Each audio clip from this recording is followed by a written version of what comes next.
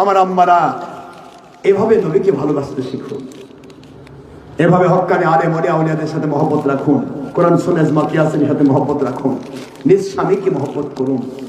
স্বামীরা স্ত্রীর হক আদায় করবেন। কোন স্বামীর ব্যাপারে যে স্ত্রী এই অভিযোগ করে আল্লাহ পাকের কাছে, আল্লাহ আমার স্বামী আমার হক ইচ্ছা করে নষ্ট করেছে, যদি সত্য হয় মালিকের কাছে তো অনিবার্য আছে, ঠিক না? ঠিক।